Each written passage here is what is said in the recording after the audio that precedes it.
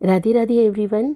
दोस्तों, धनतेरस के दिन यम का दीपक जलाया जाता है जो कि अकाल मृत्यु से सभी की रक्षा करता है।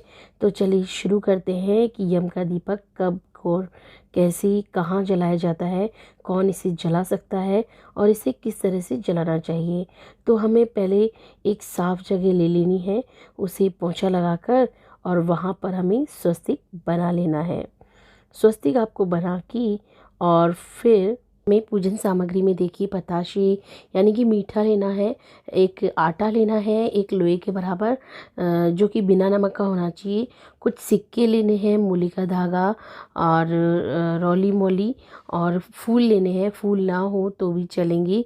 और एक लेना है बड़ा दीपक जिसमें चारों तरफ बत्ती लगानी है और इसमें डालना है सरसों का तेल। सरसों का तेल आप बहुत सारा डालिएगा, यानी कि दीपक को भर दीजिएगा।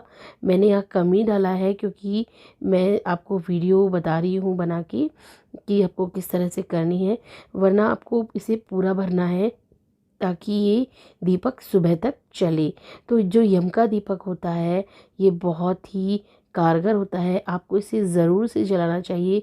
कहा जाता है कि यम का दीपक जलाने से अकाल मृत्यु नहीं आती। तो दोस्तों, ये दीपक आपको तब जलाना चाहिए जब घर के सभी मेंबर घर के अंदर हों। इसके बाद आपको सबसे पहले पूजा शुरू करने से पहले आपको जल की छींटी इस पे लगानी चाहिए, यानी कि स्नान कराना चाहिए। उसके बाद रोली मोली से तिलक छापे करनी चाहिए और इस दीपक के अंदर आपको डालनी है एक सिक्का डालना है, मौली का धागा भी आपको चढ़ाना चाहिए। सिक्का डालना है, कौड़ी हो तो कौड़ी भी डाल सकते हैं। सिक्का डालिए, फूल डालिए, खील पताशे भी आपको अर्पित कर रहे हैं इस दीपक को और फिर इसे प्रज्वलित कर देना है।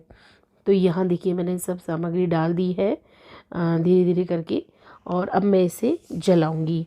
तो आप इसे जला के और फिर इसकी परिक्रमा करिए।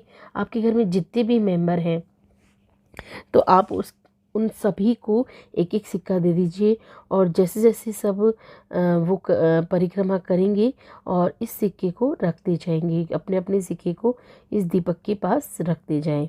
तो देखिए सबको एक एक परिक्रमा करनी है और उसके बाद यहाँ सिक्के को रख देना है। ध्यान रहे कि सारे मेंबर घर के अंदर आ चुके हों क्योंकि ये दीपक घर के बाहर जलाया जाता है, गेट के दाहिनी ओर। आपको इसे ज़रूर जलाना चाहिए, बहुत ही शुभ दीपक माना जाता है ये। किसी किसी के यहाँ ये आटे का बनता है जो कि मैं आपको अभी बना के दिखाऊंगी कि किस तरीके से बनता है, लेकिन बनता वो चौमुखी ही है, यानी कि चारों तरफ पत्ती।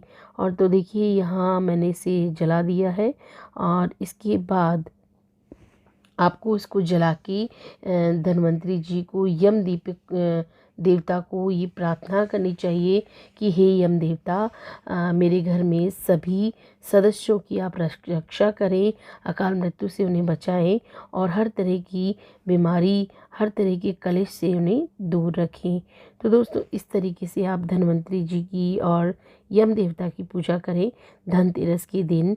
और इसके बाद जब ये दीपक पूरा हो जाता है सुबह, तो आप इसे उठा के कहीं भी मिट्टी में गाड़ सकते हैं, पीपल के पेड़ में चढ़ा सकते हैं, लेकिन आपको इसे घर के अंदर नहीं लाना है।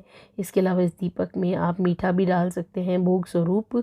और इस दीपक को जब भी घर के दाहिने ओर रखें, गेट के बाहर के गेट की दाहिनी ओर, तो आप इसे कोरा ना रखें। इसके नीचे या तो चावल का ढेर लगाएं या किसी भी अन्न का ढेर लगाएं, और अगर अन्न का ढेर ना लगाएं तो आप फूल भी रख सकते हैं, लेकिन आपको ये किसी भी चीज़ के ऊपर ही रखना है, इसे कोरा नहीं रखना। इसके अलावा मैं आपको देखिए आटे का दीपक बना के दिखाती हूँ क्योंकि कई लोगों के यहाँ रिवाज होता है कि आटे का दीपक ही रखा जाता है घर के बाहर, फिर इसे घर के अंदर लाया नहीं जाता क्योंकि यम के दीपक को आप सभी जानते हैं घर के अंदर नहीं लाया जाता। आपको फिर से बता देती हूँ, या तो आप इसे पीपल में चढ़ा दीजिए या फिर मिट्टी में गाड़ दीजिए। तो देखिए इस तरीके से लोग बनाते हैं आटे का दीपक। इसमें नमक नहीं होता है। तो इस तरीके से आप यम देवता की पूजा कीजिए और घर के सभी मेंबर जब घर के अंदर आ जाएं तब इस दीपक को हमें जलाना चाहिए। जहाँ तक हो सके इसे 7 बजे तक आपको शाम को जला लेना है। ये धनतेरस के दिन ही जलेगा। हाँ, अगर कोई मेंबर घर से बाहर है 7 बजे के बाद, तो आप उसके आने का इंतज़ार कीजिए और उसके बाद रात्रि 10 बजे तक आप इस दीपक को जला दीजिए। इसके बाद घर से ध्यान रहे कोई बाहर ना जाए और घर के अंदर सभी मेंबर उपस्थित हों।